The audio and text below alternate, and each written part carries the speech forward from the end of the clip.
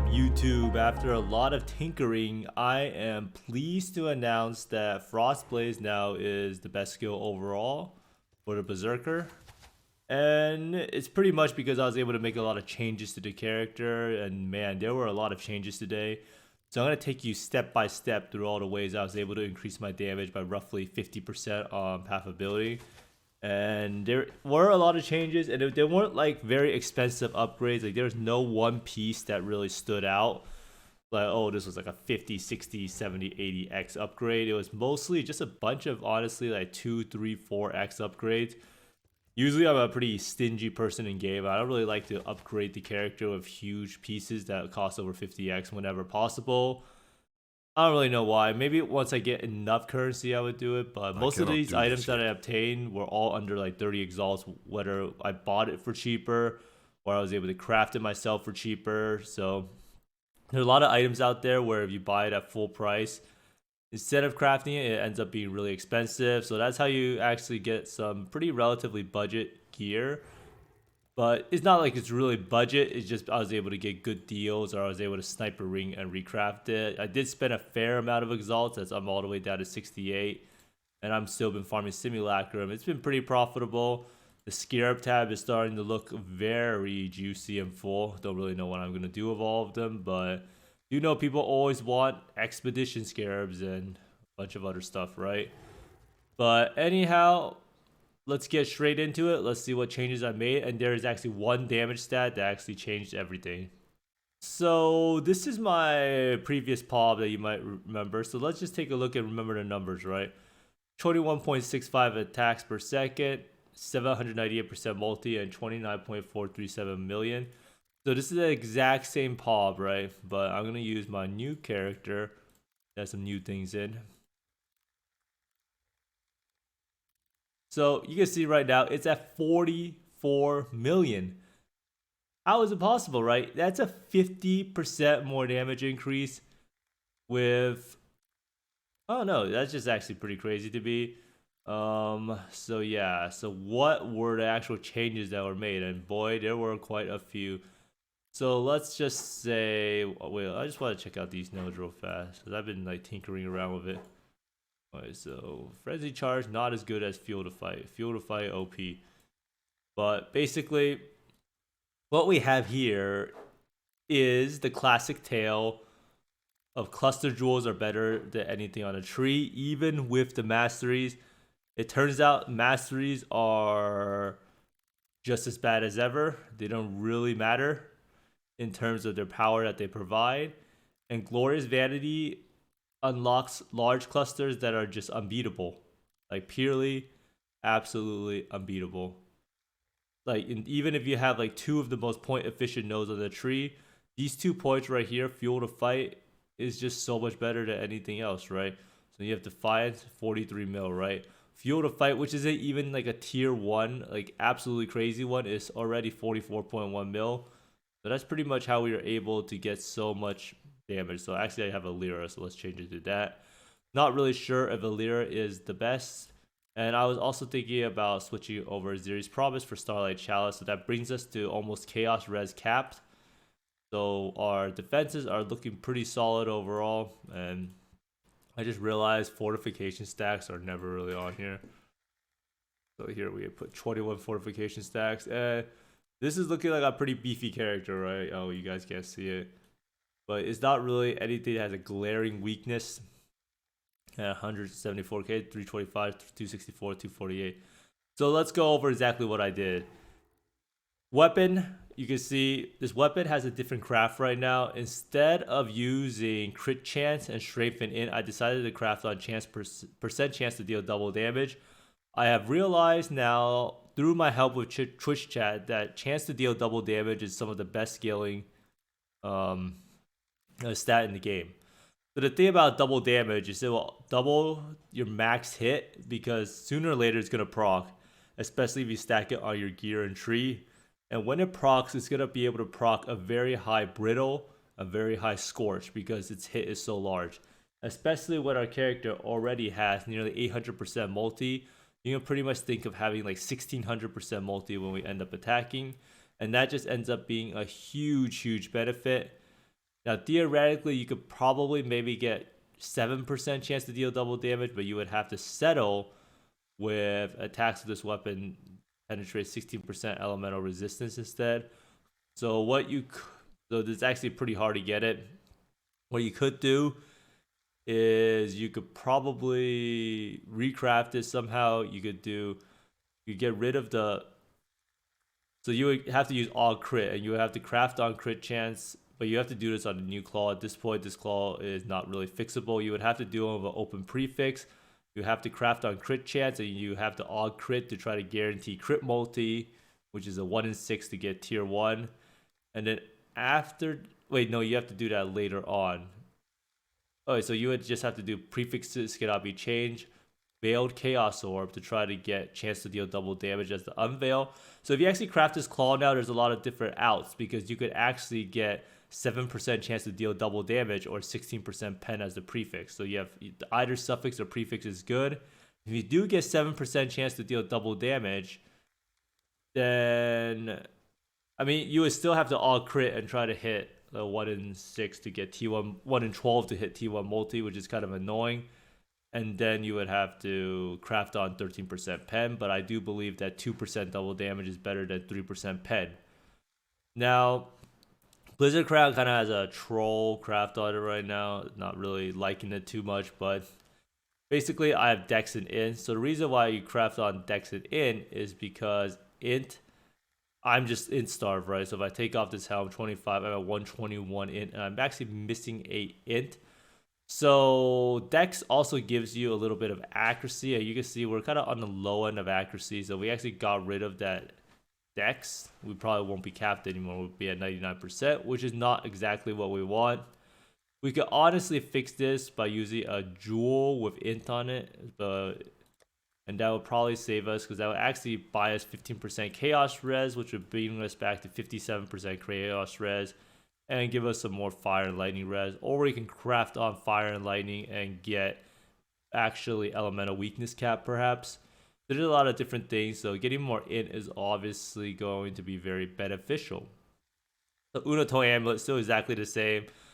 Can't really divide it, it's just too good at the moment. I did get a new Repblade banner. Now the thing about this Repblade banner is the Scourge mod is pretty good and pretty flexible with trying to fill out your resist, right? So originally I have fire res on my Repblade banner, but now I have cold res.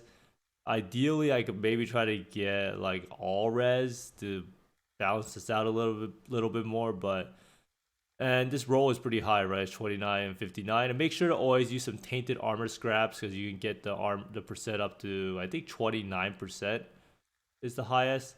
Now, Mark of the Elder is the same thing as some cold res, so pretty much another item that has, is used to fix by resist.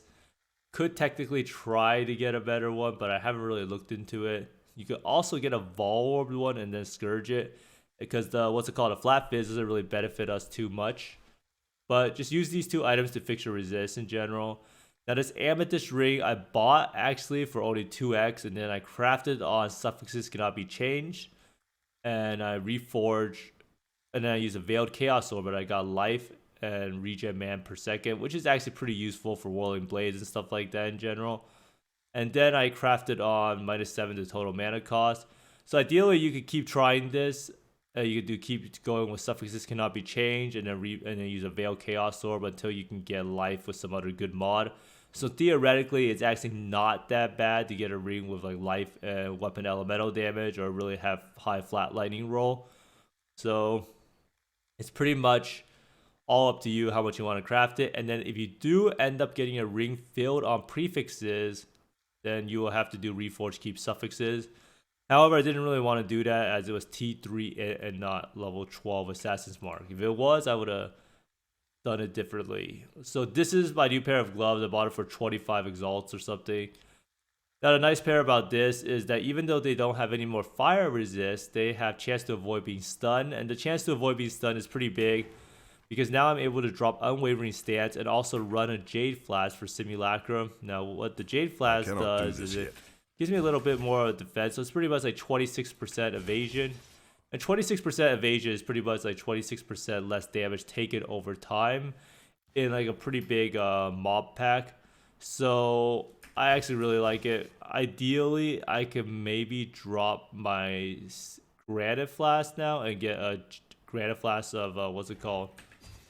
Of whatever the reflexes or whatever it used to be called. So let's see if I actually have one, because now I actually got a CB jewel. So theoretically, I could actually run. So let's just say I use this flask to see how it goes. So we could actually get up to 38% chance to evade, and that's actually pretty big, right? And this is only T3. So that will actually help out the survivability a lot, and also help us fight Kostas because we could evade his attacks and block his attacks now. But this is probably not going to be doable for most of you guys because getting chance to avoid being stunned is kind of RNG. However, if you really try this cluster jewel setup up, you can get a lot of these chance to avoid being stunned on jewels. So I have 15% chance to avoid being stunned, and then you can get it on like the interrogation or whatever Secrets of Suffering is. So this one is 22% chance to avoid being stunned. So I do think that's kind of worth it because you do end up saving 1 point in the end, which is actually pretty big damage increase and better than a lot of suffixes that you could potentially get.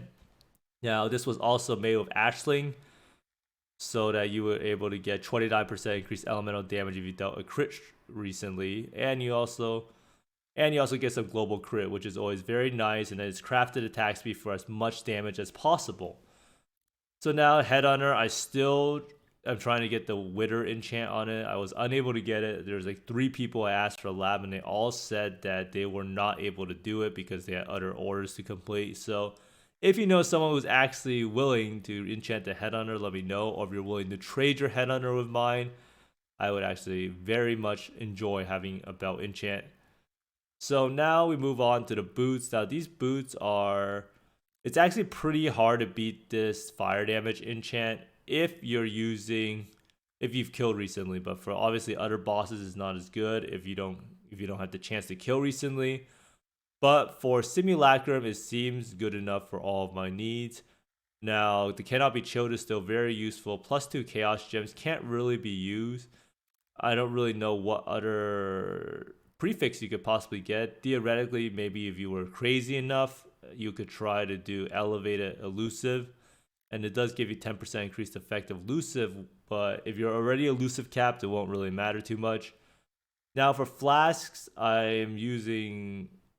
So I pretty much have a lot of flasks that I don't really feel like I should in the long run. Because Conger or whatever, immunity to shock doesn't really matter too much. If you take this 60% reduced effect of shock and probably get like 1 or 2 nodes on the tree or on the jewel as an affix, so you can become immune to shock. But that's something else that I'm looking for. And then you have CB, so I'm gonna get rid of this for reflexes flask, and then I have a J flask of the dove for the 17% attack speed. And then we obviously have Bottle Faith and Starlight Chalice. I didn't know Starlight Chalice only inflicts exposure when you're nearby to enemies, so I might swap this over to Ziri's Promise, which I probably will, because I don't really need to increase the effect of non-damaging ailments anymore with how much damage my character currently does. So we'll probably be swapping that out. Now let's go over to the tree. So this tree has actually changed quite a bit since last you saw it, and there are some optimizations here and there, and I do believe that this is a lot better. Like, you could clearly see that the pop went from 29 to like 46 million, and it's pretty much just name of the game is large cluster jewels are overpowered with glorious vanity because we're always leeching, so all of the stuff will always be activated. Fuel to fight, feed to fury, and then we have fuel to fight, martial prowess. So ideally we want to have 2 of these jewels so we could use 2 feed to furies instead of 2 fuel to fights, because you can see that feed to fury is 30% damage while leeching 15% attack speed, while fuel to fight is only 8% attack speed and 20% damage. So feed to fury is just a lot better in general. So I would probably duplicate this over here, and that'll probably give me a little bit more DPS. So let me just update this pop like that. So a lot of people say, how do you actually update stuff? So you just right click on the jewel, and here you go, right? So there you go, large cluster jewel. We take this in, and then you can see immediately it's at 50 mil, 50.3 mil. That's actually just kind of crazy. But the problem is that they have 2 extra points, so we actually don't have that much damage. 46.687. So it's slightly more, right? It's actually not. Oh, it's like this. I'm not really sure why it's not higher, but it should be higher, right? Unless fuel to fight is just that good martial prowess feat to fury. Yeah. Not really 100% sure what happened, but are you leeching? Wait, does it always count it as are you leeching if you have glorious vanity? Man, if you turn off elusive, you lose a lot, right? But let's see, have you killed recently? Yes, have you crit recently? Okay. So basically, the tree has turned into a cluster jewel stacking affair. So I moved the Secrets of Suffering to a small cluster jewel over here. So now we use this medium cluster called so this is lead by example warning call, which is what we've always been using. Lead by example gives you onslaught. Warning call gives you armor whenever you war cry. Now this is the one magic right here. This is a critical strike chance cluster. Now you might think that we don't need crit, but we actually do need crit. And flat critical strike chance scales your brittle really well, so that you end up getting 100% brittle super easily. So right now we take these nodes, pressure points. Now the nice part about this is it has 5% chance to deal double damage, which ends up being some of the most efficient uses of your points that you could possibly have. So now we use this Viridian Jewel at the end. Now the nice part about large clusters is the fact that you actually gain 2 jewels, and we are able to pick up a Mantra of Flames, which is absolutely crazy with all of your Fortify, your Blitz, and your Headhunter buffs, and it just ends up being a very high damage jewel. I think it was 8.5% or 9% on the path of building when I tried it out. Now we have more of these pressure points, quick getaways. So I got more reduced effective shock as the implicit. So if you just stacked a couple of these, then you could become immune to shock. And then this is another one with pressure points, quick getaway. And then I got some chaos res and fire res. So you can also use this to kind of fix your resist a little bit. And then we got another life attack speed multi with cold and fire res jewel. So very good overall, and making your build more flexible, right? You can get a lot of resist. You can fix a lot of issues with your jewel. So you might be wondering, what do we actually drop to afford this? We dropped this crit cluster over here. This is only a 50% and then 30% multi. Like multi is already not very good because we have so many. And 50% crit is pretty much just 2 of these points.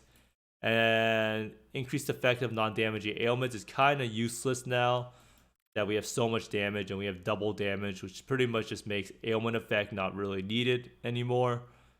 And then we also dropped this cluster over here. This might seem kind of crazy because the Nightblade effect is kind of useful, but the fact is that these nodes aren't that efficient. It's 30% multi and 60% crit chance. Now what you can think of is that these nodes already over here take care of the crit chance, and then the multi can pretty much be made up with 1 jewel, right? Like 1 jewel can have 7% life and like what's it called, like 40 multi on it if it's actually like melee critical strike with one-handers, and then cold critical strike multiplier, and then elemental critical strike multiplier.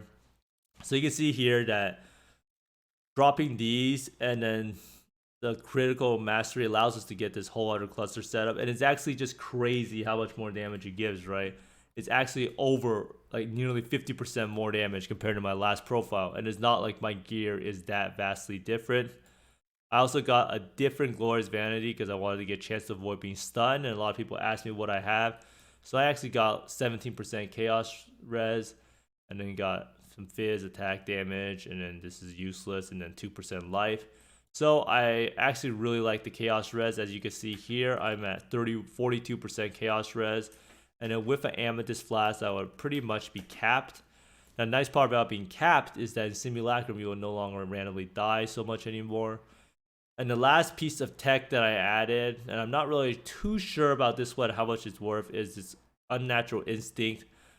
Like, I assume that these 2 points are pretty much just for free, as I would be taking an int node anyhow, or trying to fix the int some other way. But this Unnatural Instinct does give you int. It gives you percent global accuracy rating, which is really useful. Gives you 12% life, which is really hard to beat. 16% max mana, which is pretty much like RMR for reservation efficiency. 22% chaos res from these nodes right here. So it also fixes my chaos res problem. And it also gives you some frenzy and power charge duration, which helps out on bosses. 30 dex, 10 in, 30% critical strike chance. And it also gives you 30 ES on kill. And this actually makes a pretty big difference in Simulacrum, because you get a lot of headhunter buffs, so you actually have a 2 to 3k ES barrier a lot of times, which actually stops a lot of the one shots. So I do like this Unnatural Instinct.